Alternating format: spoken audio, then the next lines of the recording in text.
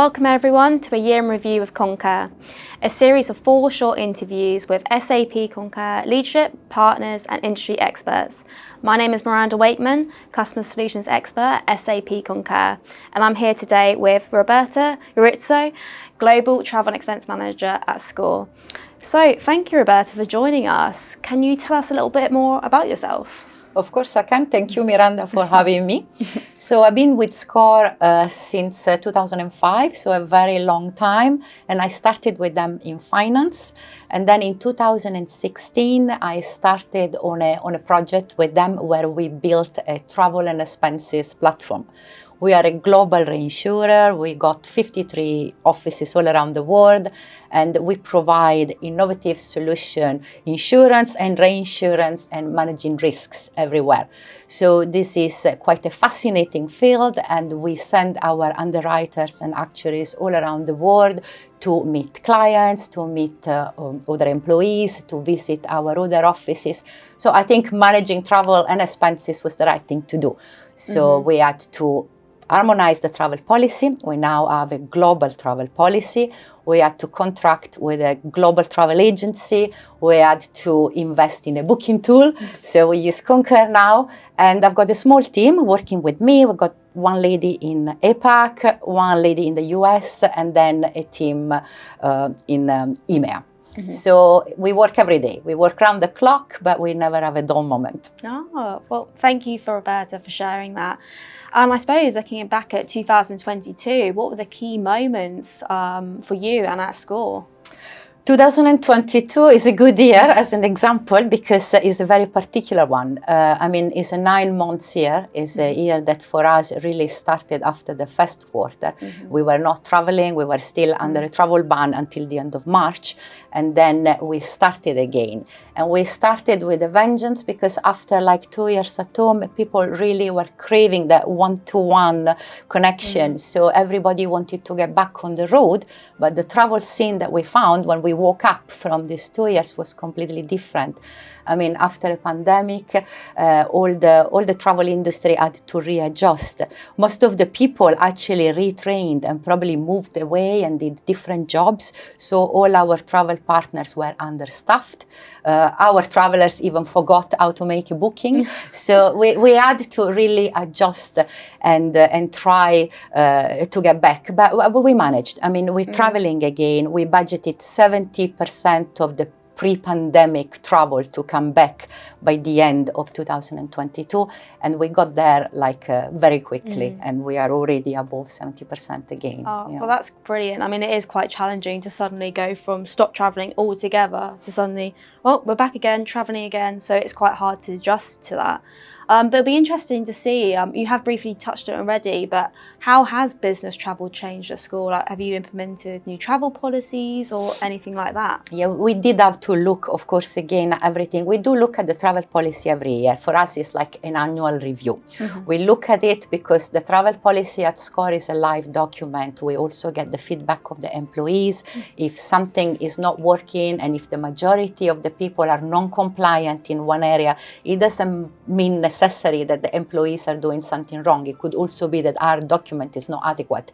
So we kind of, it is a two-way feedback. Yeah. But we had to allow for a lot of things. First of all, the fact that loads of people have been used to work from home now has created different type of expenses, for example. And even certain expenses that were not really what we wanted people to spend money on. For example, lounge stays in the airport now have become quite necessary sometimes because people need to be safe and need to be not in a busy environment and need to be really able to work from everywhere. So now we allow that type of things. So yeah, we've reviewed the policy, and also we have taken the opportunity to give some green pointers to the SCOR employees, because for 2 years we haven't moved and we still managed to survive and to do work without flying. So we have really non-created any emissions for 2 years. Now we're flying again, but at least we should try and control that. So we have used the review of the travel policy to tell people, before you actually travel, ask yourself certain questions. And that was like our main aim, I think, this time with the review. Oh, well, that's great to hear. And I'm even myself as like traveling to see customers as well. I think it's the importance of like how many emissions am I, CO2 emissions am I producing, and even day to day, like could I walk somewhere, or just obviously helping with obviously the environment as well. I think a lot of them. Exactly, and the point is, do you really need to make that trip? So we came up with an infogram. It's like a very simple document where we ask everybody to go through and to ask themselves certain questions before they even book anything, before they come to the booking tool. So we called it "Should I stay or should I go?" We were playing with a famous song, and people seem to like it because it came like a light thing, not like something imposed from the top. So before you go anywhere, ask yourself a series of questions and follow the arrows and just see if really this trip is necessary, or if maybe you can make it online. You can use some of the different technology that we have implemented. We have some very good telepresence facilities as core. But if you do need to travel because you need to see your clients, or you need to go in person because it's the first time you're visiting an office or a client place, then you go, but try to go smart. So we tell them, try to choose the train and not the plane if it's a short trip, if it's a European trip that you can do by train. If you have to book a car or a taxi, just make sure you book an electric one or a hybrid one. We partner with, providers that can give you that type of choice. Fly economy if it's anything below a certain number of hours. Go on a direct flight instead of stopping over, for example. Those little things, and combine your meetings. If you have to stay a day longer instead of coming and going, we even tell people that they can combine sometimes personal holidays with business trip, leisure, because you create less emission. Imagine somebody going to America for a business trip, coming home, and then after a few weeks taking a holiday with a family to America. That'd be really not needed when you can do both. So we try to tell them, and reduce, reuse, recycle the 3 hours when you travel. And of course, if you can do it online, and if you can have a virtual meeting instead, that would be probably the best thing for cost definitely. and for emissions. Yeah. No, I think it's a great idea. I mean, I love the infographic sort of solution that you have as well, teaching employees, should I be doing this? What is the best way to do this? So how else have you helped employees adapt to these changes and obviously be conscious of these CO2 emissions, and even using the SAP Concur platform today? Yeah, that's the challenge really. What we did, we have come up with a survey. So we are now launching an internal survey just to kind of take the pulse of the SCORE population to see, do people even care? And if they do care, but they don't know, what they know and what we need to educate them on, what can we share with them to make it easier. So the survey for us is like the first step. Then we partnering with all the other travel platform providers in order to leverage on their technology as well. And we have created a series of events in our offices. Normally they are like over lunch near the canteen to get the maximum attendance from everyone. And we have one in our headquarters in Paris planned for the 16th of February, hopefully no strikes, and so it can go ahead. And then another one in April in the UK, and then we will do it in other places. And we have invited everybody to come and showcase their greener feature. And it's great, for example, that in Concur people can look at the CO2 emission at the time of booking, so that becomes another reason for choosing one trip over another.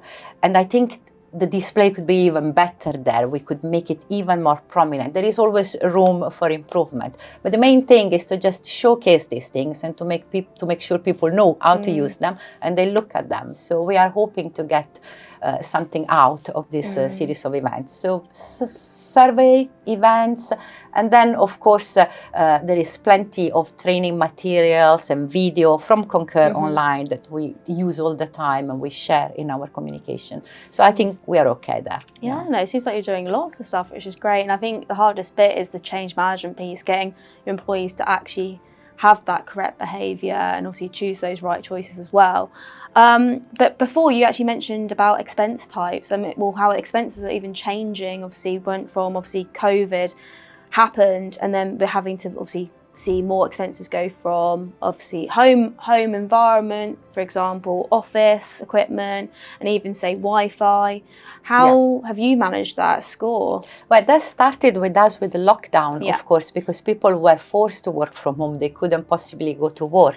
And now with the hybrid way of working, where people come to the office sometimes and mainly work from home, or vice versa, or 50-50 like we do at SCOR, is even more complex, if you like, because you need to have all the environment working and functioning well for you at home and in the office. It's not one or the other anymore. And Concur has been really quite great for us in that sense, because we just finished implementing the expense module in a lot of new locations when the lockdown came on us. So of course, no paper receipt anymore, everything online, the approval workflow being the press of a button from your mobile phone, so you could do it everywhere. So that was very good timing for us, having finished the implementation just before COVID. And now the legacy from the pandemic for us is all this new office chair or Wi-Fi, as you say, or home office related expenses, which have been created and, for us are now not even a new expense type anymore, because it's like a couple of years that we're dealing with that. But we see a lot of changes in local rules and, allowances, taxes. So if there was no technology to support us, staying compliant would be, of course, a lot more complicated for us. Whereas we can just set up the audit rules in the tool, and it's quite simple. And if it's not so simple, we can always open a ticket and we will have a technical expert supporting the change. So yes, we've been managing, and so far so good.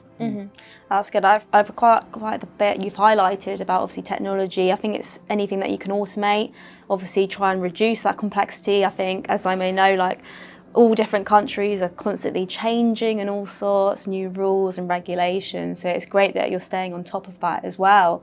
And we try. So last question, Roberta. What are the big trends you're seeing for 2023, and what advice would you give to our customers as well?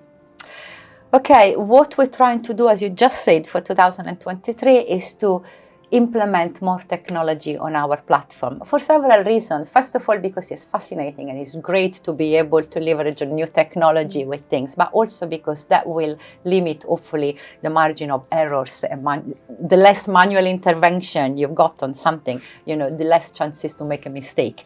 So what we're going to do, we're going to try and implement the centralized hotel payment. We've done that. We have piloted that for the UK, and it's working quite okay. So one of my to-do things for 2023 will be to implement these in other locations. Also, Concur travel module, we now have it in the biggest location at SCOR, but not quite everywhere. So Canada is on my list next for the travel module. And then we'll review the T&E policy again, like we do every year, to make sure that we have created the safest possible environment for our travelers, and we're giving them, optimal kind of comfort and conditions. So we're going to look at the rules again. Maybe we're hoping in less travel in better condition, so quality over quantity, or less travel on more shoulders. So we try to balance. It's a complex equation, because with the cost of living crisis, 2023 won't be an easy year. And although we need to look after the travelers, we also need to look after our budgets that have been cut like everywhere else. So we'll try to make the equation work. Thank you, Roberta, for that. It was really interesting to hear what you're doing at school today. You're very welcome. And thank you all for watching our Year in Review series. I hope you enjoyed it as much as I did. You can view them at any time if you wish to play them again. So please stay tuned for our future events and series.